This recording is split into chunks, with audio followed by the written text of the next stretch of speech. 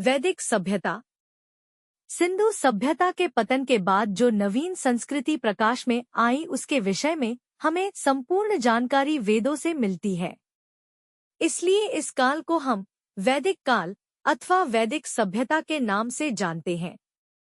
चूंकि इस संस्कृति के प्रवर्तक आर्य लोग थे, इसलिए कभी कभी आर्य सभ्यता का नाम भी दिया जाता है।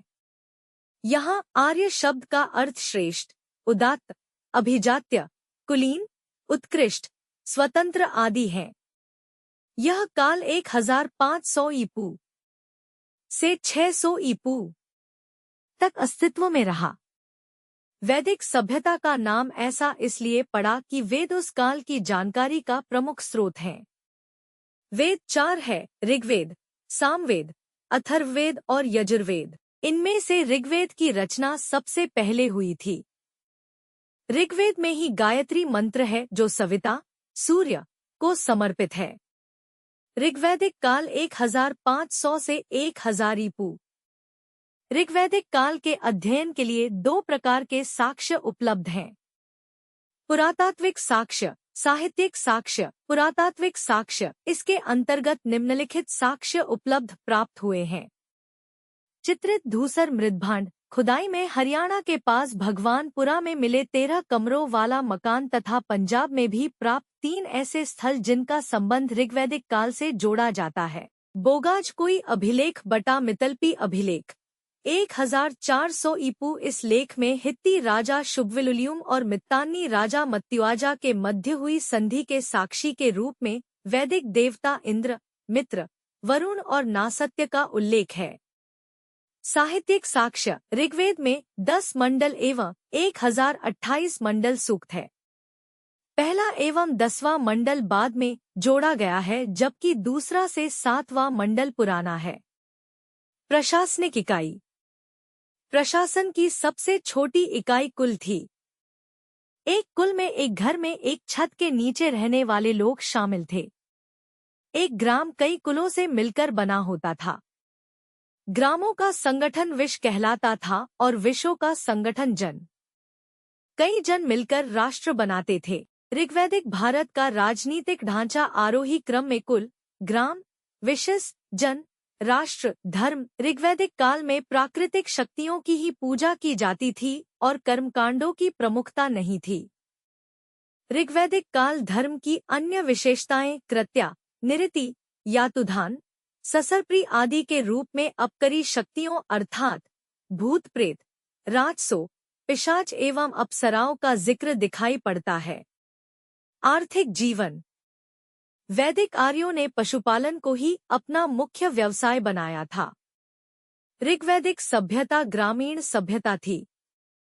इस वेद में गव्य एवं गव्यति शब्द चारागाह के लिए प्रयुक्त है।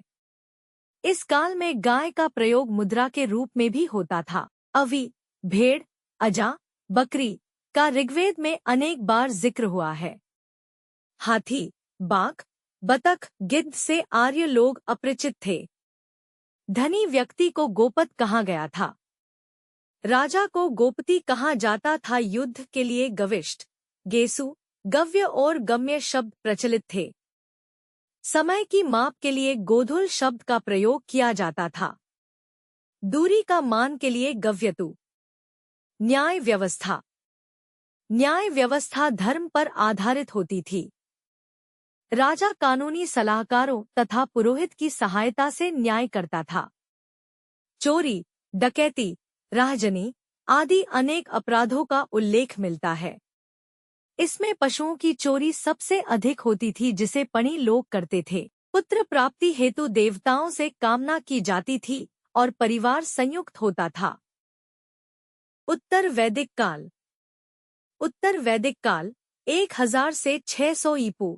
भारतीय इतिहास में उस काल को, जिसमें सामवेद, यजुर्वेद एवं अथर्ववेद तथा ब्राह्मण ग्रंथों, आरण्यकों एवं उपनिषद की रचना हुई, को उत्तर वैदिक काल कहा जाता है। वैदिक साहित्य, वैदिक साहित्य में 4 वेद एवं उनकी संहिताओं, ब्राह्मण, आरण्यक, उपनिषदों एवं वेदांगों को शामिल किया जाता है। वेदों की संख्या 4 है: ऋग्वेद, सामवेद, यजुर्वेद और अथर्ववेद। ऋग्वेद, सामवेद, यजुर्वेद और अथर्ववेद विश्व के प्रथम प्रमाणिक ग्रंथ है। वेदों को अपौरुषेय कहा गया है।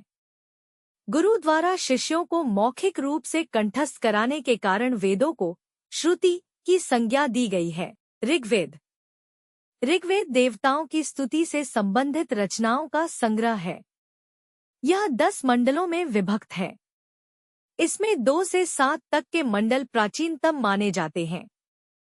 प्रथम एवं दशम मंडल बाद में जोड़े गए हैं। इसमें 1028 सूक्त हैं। इसकी भाषा पद्यात्मक है। ऋग्वेद में 33 देवों, दिव्य गुणों से युक्त पदार्थों का उल्लेख मिलता है। प्रसिद्ध गायत्री मंत्र जो सूर्य से संबंधित देवी गायत्री को संबोधित है, ऋग्वेद में सर्वप्रथम प्राप्त होता है। अस्तो मां सद्गमय वाक्य ऋग्वेद से लिया गया है। ऋग्वेद में मंत्र को कंठस्थ करने में स्त्रियों के नाम भी मिलते हैं, जिनमें प्रमुख है लोपामुद्रा, घोषा, शाची, पौलोमी एवं काक्षावृत्ति आदि। इसके पुरोहित का नाम होत्री है। यजुर्वेद, यजु का अर्थ होता है यज्ञ।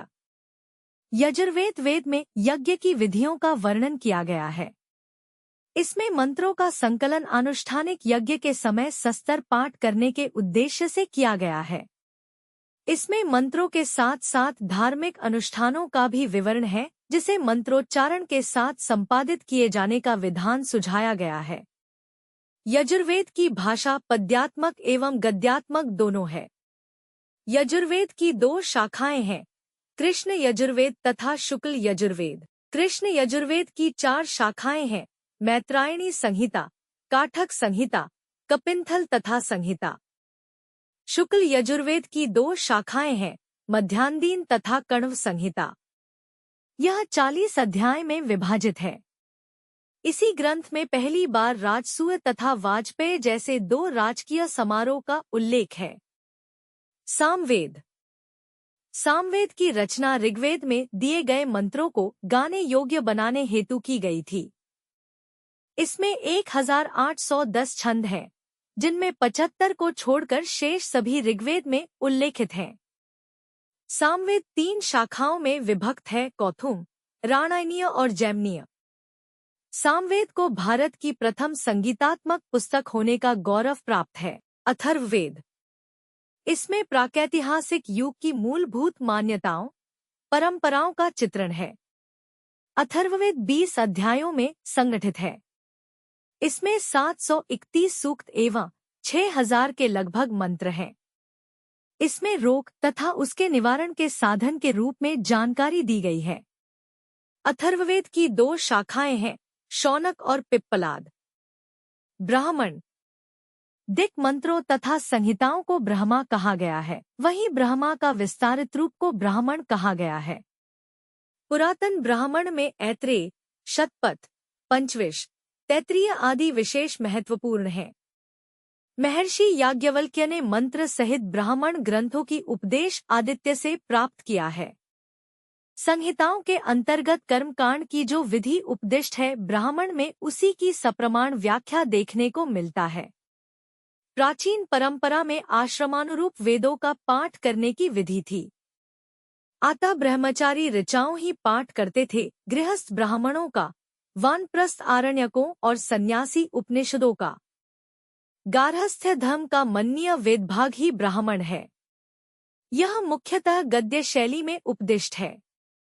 ब्राह्मण ग्रंथों से हमें बिंबिसार के पूर्व की घटना का ज्ञान प्राप्त होता है।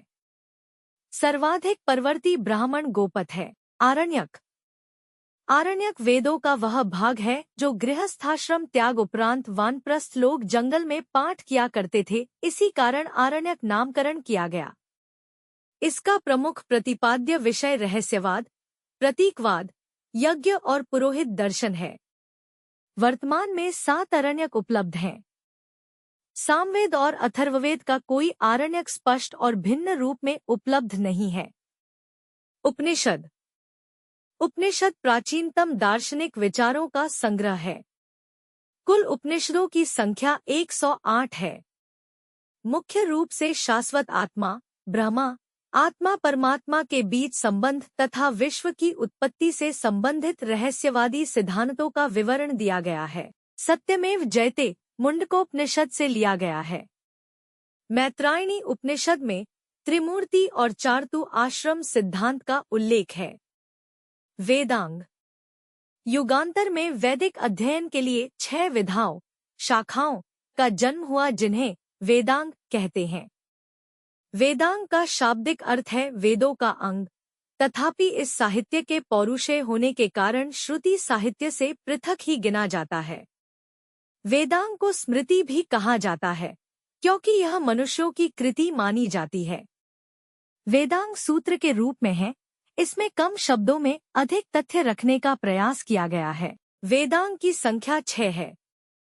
शिक्षा स्वर ज्ञान, कल्प धार्मिक रीति एवं पद्धति, निरुक्त शब्द व्युत्पत्ति शास्त्र व्याकरण, छंद शास्त्र ज्योतिष खगोल विज्ञान, सूत्र साहित्य वैदिक साहित्य का अंग है, उसे समझने में सहायक भी है।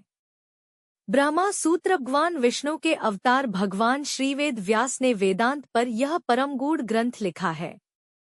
कल्प सूत्र ऐतिहासिक दृष्टि से सर्वाधिक महत्वपूर्ण। वेदों का हस्त स्थानीय वेदांग। श्रोत सूत्र महायज्ञ से संबंधित विस्तृत विधि विधानों की व्याख्या। वेदांग कल्पसूत्र का पहला भाग। स्मार्त सूत्र षोडश संस्कारों का विधान करने वाला कल्प का दूसरा भाग। शुल्बसूत्र यज्ञ स्थल तथा अग्निवेदी के निर्माण तथा माप से संबंधित नियम इसमें हैं। इसमें भारतीय ज्यामिति का प्रारंभिक रूप दिखाई देता है। कल्प का तीसरा भाग। धर्म सूत्र, इसमें सामाजिक धार्मिक कानून तथा आचार संहिता है। कल्प का चौथा भाग। गृह्य सूत्र पारिवारिक संस्कारों, उत्सवों तथा वैयक्तिक यज्ञों से संबंधित विधि विधानों की चर्चा है।